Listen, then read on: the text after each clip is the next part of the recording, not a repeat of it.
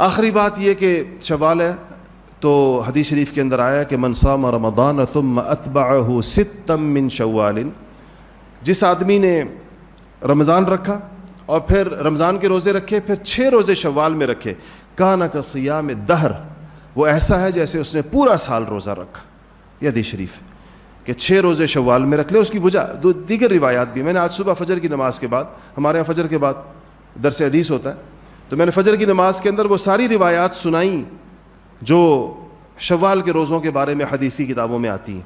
اس میں نبی کریم صلی اللہ علیہ وسلم نے وجہ بھی بیان فرمائی۔ آپ نے کہا ہے کہ اللہ نے کہا ہے نا کہ من جاء بالحسنۃ فلہ عشر امثالھا، کہ جو آدمی کوئی نیکی کرے گا اس کو 10 گنا اجر ملے گا اس کا۔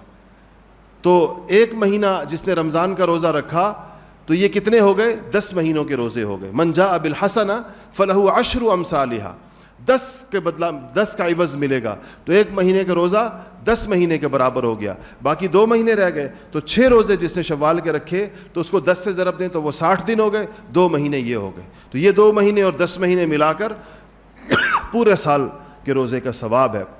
اس کے 2-3 فائدے میں آپ کو بتاؤں۔ ایک تو پورے سال کے روزوں کا ثواب انسان کو مل جاتا ہے۔ دوسرا اس کا بڑا فائدہ یہ ہے کہ روزے میں ہم سے جو کمی کوتاہی ہو جاتی ہے، کمی کوتاہی میں روزہ چھوڑنا نہیں، روزہ رکھ کر جو کمی کوتاہی ہوتی ہے، مطلب روزہ رکھ کر غیبت ہو گئی، روزہ رکھ کے جھوٹ بول دیا، روزہ رکھ کر پوری عبادت نہیں کی، تو روزے کے اندر جو کمی کوتاہی ہوتی ہے یہ اس کی تلافی کرتے ہیں۔ شوال کا جو روزے ہیں، اس سے کیونکہ حدیث شریف میں آتا ہے کہ فرائض کی کمی کی تلافی نوافل کرتے ہیں، تو یہ روزے نفلی ہیں، نفلی روزے ہیں، سنت ہے، نفل ہے، لیکن یہ فرائض کی کمی کوتاہی کی تلافی کرتے ہیں۔ تیسرا فائدہ اس کا یہ ہے کہ ایک عمومی اصول ہے کہ انسان کی جو چیز قبول ہو جاتی ہے اس کو اس کی توفیق زیادہ مل جاتی ہے۔ شوال کے روزے رکھنے کا مطلب یہ ہے کہ اس انسان کے رمضان کے روزے اللہ نے قبول کر لیے، اس لیے اس کو نفلی روزوں کی توفیق مل گئی۔ جس آدمی یہ توفیق کی ایک علامت علماء نے بیان کی ہے کہ انسان کا جو عمل قبول ہوتا ہے اس عمل کی مزید توفیق اس کو مل جاتی ہے، یہ پچھلے عمل کی قبولیت کی دلیل ہوتی ہے۔ تو اس لیے شوال کے 6 روزوں کا بھی اہتمام کرنا چاہیے۔